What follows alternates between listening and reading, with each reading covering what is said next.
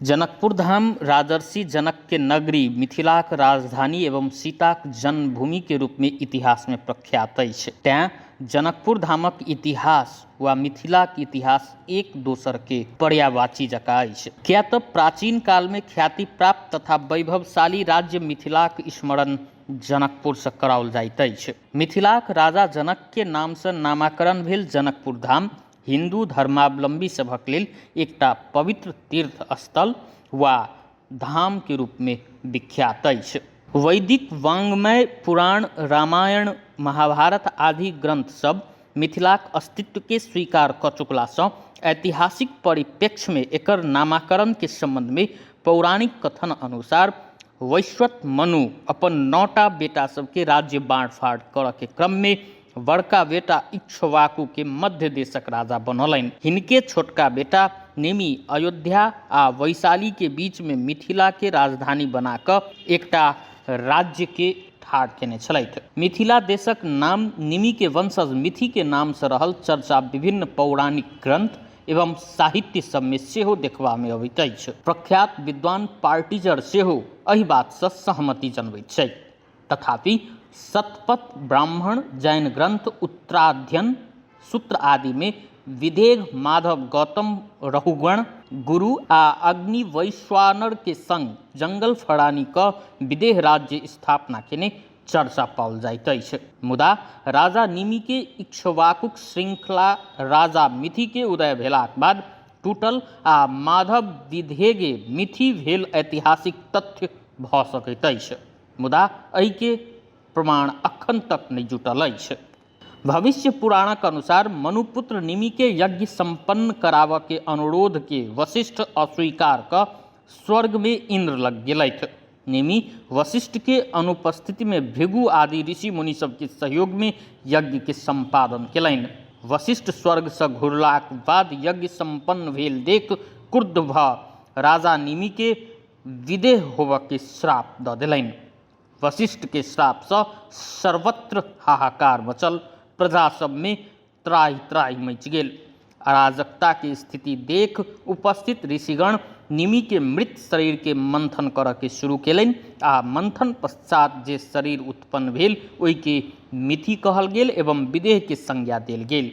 यह मिथिलापुरी अर्थात नगर बसाओल गेला के कारण एहि के जनक नाम द प्रसिद्ध कयल गेल, जाहि के बाद में राजवंश के जनक वंश आ जनक राजा सब के राजधानी जनकपुर धाम के नाम से प्रख्यात भेल। ओना जनकपुर धाम अपने आप में ऐतिहासिक स्थल रहितो एहिठाम विभिन्न ऐतिहासिक मठ, मंदिर आ विभिन्न स्थान सब अछि, जाहि में से जनकपुर धामक राम जानकी मंदिर रानी पाटी सेहो प्रसिद्ध अछि। श्री लक्ष्मी नारायण मंदिर तोताद्री मंदिर के उत्तर दिस अर्थात बिहार कुंड जाय वाला सड़क के उत्तर दिस रहल श्री राम जानकी मंदिर में राम, सीता आ लक्ष्मण के कारी पाषाण के मूर्ति आ लक्ष्मी नारायण के धातु के मूर्ति आदि के पूजा कयल जाइत अछि। एहि मंदिर के स्थापना विक्रम संवत 1933 में जंग बहादुर राणा के छोटकी महारानी राम कुमारी देवी करौने छली। महारानी भगवान राम जानकी के दर्शन कर जनकपुर धाम में आयल समय मिथिला अर्थात जनकपुर धाम के धार्मिक एवं पौराणिक महत्व हुनका नेपाली शैली के मंदिर बनाबऽ के इच्छा जागल। ओ छोटका छोटका आँखि झैल लगा कऽ शिखर शैली आकार के मंदिर निर्माण करौलनि। काठमांडू में बनल राम, लक्ष्मण, सीता कारी पाषाणक मूर्ति सबके प्राण प्रतिष्ठा करा पर्वते उपाध्याय ब्राह्मण के पुजारी बनौलनि।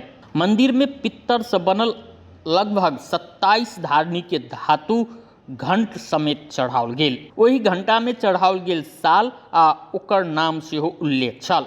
ओ घंटा मंदिर से अखन चोरी भऽ चुकल अछि।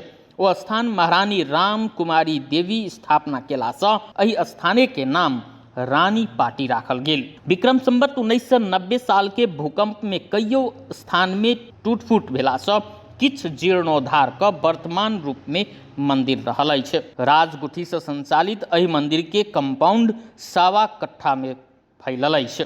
राजगुठी से मंदिर के लेल एकटा पुजारी आ एकटा सेवक के दरबंदी अछि। मंदिर के आर्थिक स्थिति दयनीय रहला से तत्कालीन गुठी संस्थान के अध्यक्ष बद्री विक्रम थापा 10 बीघा जमीन औराहा के देव के निर्णय भेलाक बादो अखन धरि प्राप्त नहीं भेला से मंदिर संचालन में कठिनाई होइत आयल मंदिर के पुजारी सब कहै छथि। श्री रामानुजीय श्री वैष्णव संप्रदाय के पुजारी रहल एहि मंदिर में विवाह पंचमी, राम नवमी, जानकी नवमी, होली, झूला आदि पाबनि धूमधाम के संग मनाओल जाइत अछि। यो मन्दिरलाई रानीपाटी किन भनिन्छ? यो मन्दिरलाई रङ्गबहादुरको दुईटा रानीहरू जनकपुर घुम्दै आउनुभएछ अनि त्यतिखेर उहाँहरूलाई जनकपुरमा एउटा मन्दिर बनाउने इच्छा भएछ र अनि उहाँहरूले आफ्नो इच्छा उहाँ काठमाडौँ गएर व्यक्त गर्नुभयो अनि त्यसपछि यहाँ मन्दिर बन्यो। त रानीले बनाएको हुनाले, रानीहरूद्वारा बनेको निर्मित भएको मन्दिर हुनाले यसलाई रानीपाटी मन्दिर भनियो। अब त्यतिखेर चाहिँ नि त्यो समयमा काठमाडौँबाटै मिस्त्रीहरू ल्याएर त्यो झिङ्गटीको छाना भएको अनि आँखी झ्यालहरू भएका त्यो काठमाडौँको पुराना काष्ठकलाको डिजाइनको मन्दिर बनेको थियो रे। अब म त पछि आएँ, त्यो मन्दिर बनेको झन्डै झन्डै म चाहिँ नि 100 वर्षपछि नै 100 वर्ष 95मा आएँ, 95 वर्षपछि र म आउँदाखेरि त्यसको अवशेष यो ढोकानेरी अलिअलि थियो। यहाँ आँखी झ्याल भएको सानो झ्यालहरू कोठा थियो 2टा अनि रानीहरूले बनाएको हुनाले नै रानीपाटी मन्दिर यसको नामाकरण भएको हो र यसमा राम लक्ष्मण जानकीजी अनि हनुमानजीको चाहिँ नि भगवान हुनुहुन्छ र शालिग्रामहरू र रघुनाथ मन्दिर रघुनाथजीको मन्दिर हो तर रानीपाटी मन्दिर नामले प्रख्यात छ। रानीले त्यो रघुनाथ मन्दिरको स्थापना गरे हुनाले र पछाडि त्यतिखेर पार्टी बनाउने चलन पहिलादेखि थियो, मन्दिरसँगै पार्टी पनि बनाउने आएका भक्तहरू टाढाबाट आउँछन् बस्छन् भनेर पार्टी पनि बनाउने चलन, पार्टी धर्मशाला पहिलेको जस्तो चलन अनुसारको बनेको हो त्यो र त्यसैले त्यसले चाहिँ रानीपाटी मन्दिर भनेर भनिन्छ र अहिलेसम्म पनि यही नाम छ। यो अब त अहिले पुरा टोलैको सबैले रानीपाटी टोल भनेर एउटा नामै यसबाट प्रचलित भएको छ। अनि यो महारानी के को लागि यहाँ आउनुभएको थियो र त्यो मन्दिर बनाउनु? अब त्यो चाहिँ मलाई त्यति थाहा भएन होइन, म पछि आइपुगेँ। त्यस्तो ऐतिहासिक तथ्य पनि हामीसँग केही यहाँ चाहिँ मलाई थाहा छैन। मैले सुनेअनुसार त्यतिखेर पनि जानकी मन्दिर त सानै थियो अरे, झोपडी त थियो, झोपडीको स्टाइलमा। यो नौलखा त पछि बनेको मन्दिर अनि त्यो नौलखा मन्दिरभन्दा हाम्रो यो मन्दिर चाँडै बनेको रहेछ। त्यो नौलखा मन्दिर त 1953 सालको हो किनभने 1953मा 100 वर्ष 2053मा 100 वर्ष मनाएको थियो, हाम्रो 1933 सालको। त्योभन्दा पनि अगाडिको ऐतिहासिक मन्दिर हो यो।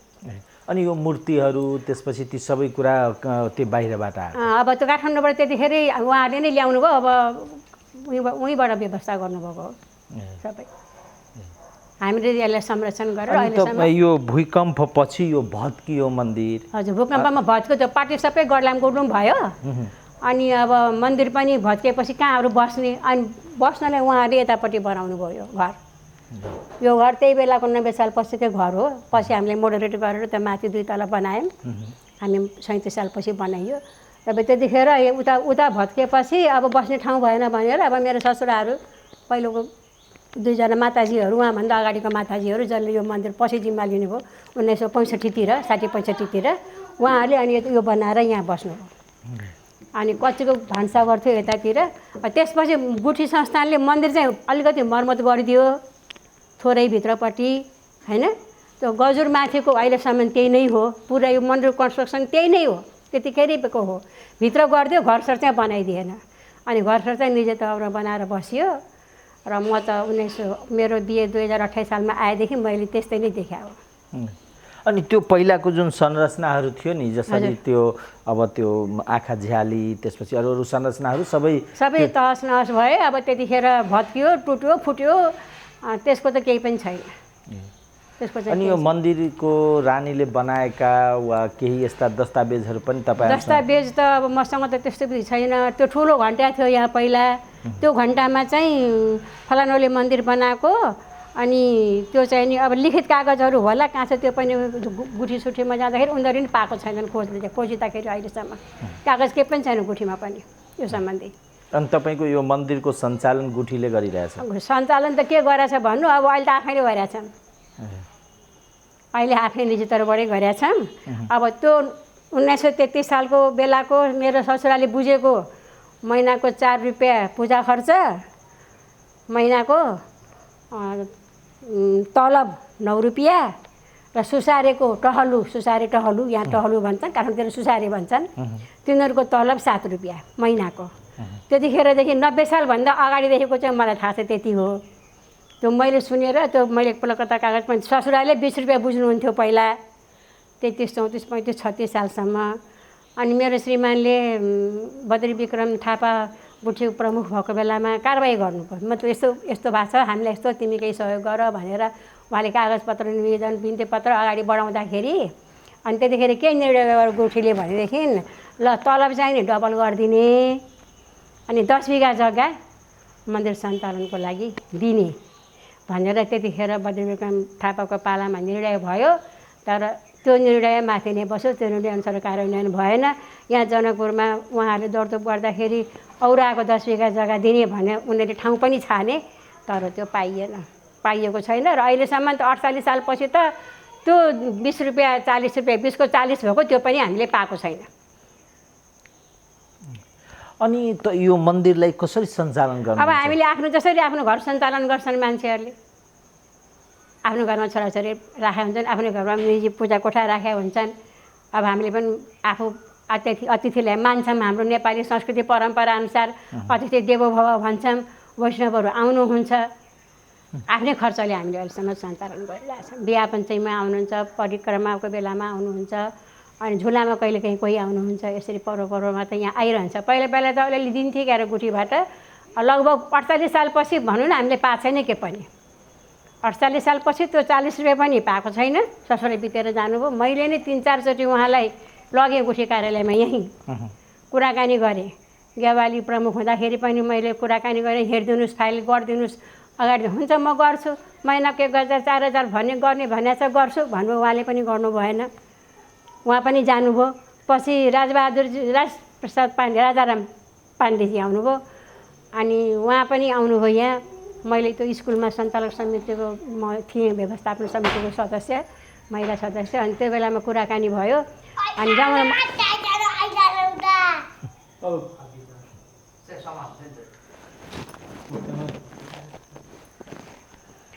अनि उहाँलाई लिएर आएँ, देखाएँ मन्दिर हेर्नुहोस् हाम्रो रानीपट्टि मन्दिर अब यस्तो अवस्थामा छ भनेर। ए म गर्छु नि भन्नुभयो। सबै हेर्नु यहाँ बस्नुभयो, भोजन पनि मैले गराएँ, भोजन गरेर जानुहोस् भनेर चिया खानु भन्नुभयो, जानुभयो। तर उहाँ पनि सर भइहाल्नुभयो, उहाँले पनि गर्नु भएन। त्यसपछि त म कोही पनि आउने कोही पनि नगर्ने कसलाई भन्नु भनेर यस्तै नै। अब त्यसपछि अगाडि बढ्नु पनि गइएन, कोही भने पनि छैनौँ हामीले। अब जो रखवाला नै ऊ नि कहिले आएर हेर्दैन भनेदेखि कसलाई भन्न जाने, भन्नुपर्ने त उसलाई हो हामीले। उसले नै वास्ता गर्दैन, उसले नै दिँदैन, उसले नै एउटा चाहिने अनाथ छोडिदिन्छ भने अन्त भनेर के फाइदा। एकपल्ट मैले अलिकति संरक्षण गरिदिनु नि त्यो बनाइदिनु भनेर यो। अनि यो जङ्गबहादुरको महारानीको यो मन्दिर, त्यसका फ्यामिलीहरू होला, तिनीहरू आउनुहुन्छ कि आउनुहुन्न यो मन्दिर? तिनीहरू पनि खोइ आउँदैनन्, खोइ थाहा छैन, मैले त अहिलेसम्म भेटेको छैन, अहिलेसम्म थाहा छैन। बरु यो उहाँ आमाजीहरू भनेर जुन भने नि मैले 65 सालपछि बस्नुभएको यहाँ, उहाँहरूको चाहिँ छोरा नाति बहिनीको दिदीको छोरा हुनुहुन्छ काठमाडौँमा, अहिले पनि एकजना त हुनुहुन्छ मुकुन्द भन्ने। हाम्रो यहाँ कुम्रौराको पौडेलजीहरू हुनुहुन्छ नि, मनु पौडेलको भिनाजु, उहाँहरू चाहिँ 50 साल दुईचोटि आउनुभयो, उहाँको श्रीमती पनि आउनुभयो। अनि यहाँ बसेर एकछिन सुन्दरकाण्ड लगाउनु भयो एक दिन। पछि आत्माराम दाई फेरि पनि आउनुभयो। अनि आइरहनुपर्छ है भनेर मैले भने। अब यो लकडाउन भयो, यो भयो, त्यसपछि आउनुभएको छ। 2-3 वर्ष अगाडि त आउनुभएको थियो। उहाँहरू चाहिँ आउनुहुन्छ। मतलब उहाँ पहिलेको माताजीको मेरो ससुरालाई ल्याएर राख्ने माताजीहरूको चाहिँ उहाँहरूको पनि विडम्बना फोटो छैन। त्यतिखेर कस्तो फोटो खिचेर नराख्ने परम्परा भएको हुनाले फोटो पनि छैन एउटा। बडी आमाजी छोटी आमाजी भनिन्थ्यो अरे, 2जना हुनुहुन्थ्यो अरे। अनि उहाँहरू विधवा भएपछि उहाँहरूको साना भएका छोरा बच्चा त भएको तर मरेर गएको, श्रीमान पनि मर्नुभयो, बच्चा पनि मरेपछि अनि उहाँहरू वैराग्य भएर अनि अब यहाँ गर्ने मान्छे नि वैष्णव सम्प्रदाय विशिष्टाद्वैत सम्प्रदायको भएको हुनाले फेरि वैष्णव चाहियो यहाँ त पूजा गर्न, शङ्खचक्र लिएको दीक्षित व्यक्ति चाहियो। अनि मेरो ससुरा त्यसपछि मेरो ससुरालाई उहाँको मामाले यहाँ ल्याइदिनु भयो, आइरहनु हुन्थ्यो, वैष्णव हुनुहुन्थ्यो। अनि मेरो ससुरा यहाँ आएर बस्नुभयो र उहाँ बसेपछि चाहिँ नि भन्नु न अब उहाँको हाम्रो 3 पुस्ता अब 4 पुस्ता चौथो पुस्ता भयो मेरो नाति सुन्दा त ससुरापछि चाहिँ। र यो पुस्ता अहिलेसम्म मैले यहाँ नाम लेखेँ।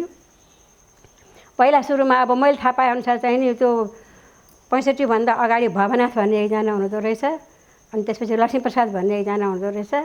त्यो लक्ष्मीप्रसाद पछि मेरो ससुरा चतुर्भुज उपाध्याय, उहाँ चाहिँ 1994देखि 64 साल फागुनसम्म उहाँले सेवा गर्नुभयो भगवान्को।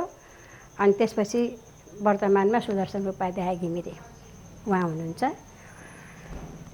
र अनि अब यो त्यो एउटा कागज त्यो मैले भेटेँ, त्यसमा चाहिँ नि लिस्ट रहेछ यहाँ के थियो साम भाँडाकुँडाका, अनि भगवान्को कति भगवान् कतिवटा भाँडाकुँडा छ के छ भने त्यसको लिस्ट चाहिँ नि विक्रम सम्वत 1993 सालमा गुठीलाई बुझाएको एउटा कागज चाहिँ नि मैले बल्ल बल्ल भेटेर यहाँ सामानहरू गुठीले लग्यो यहाँबाट। अब सामान गुठी त के लानु छँदै थिएन केही, यति चाहिँ छ भनेर त्यतिखेर गरेको। त्यसपछि उसले केही दिएको पनि यति जब खिएन त 1933 को कुरा, 1993 मा जिम्मा लागेको कुरा पितलका भाँडा, डाडु, कसौडी, भगवान् नुहाउने भाँडो त्यो सबै त खिएर पनि गयो नि, काममा लाग्ने पत्रु पनि त भएर गयो नि। सम्बन्धको प्रमाण मात्रै हो यो उसँगको सम्बन्धको, अरू केही छैन।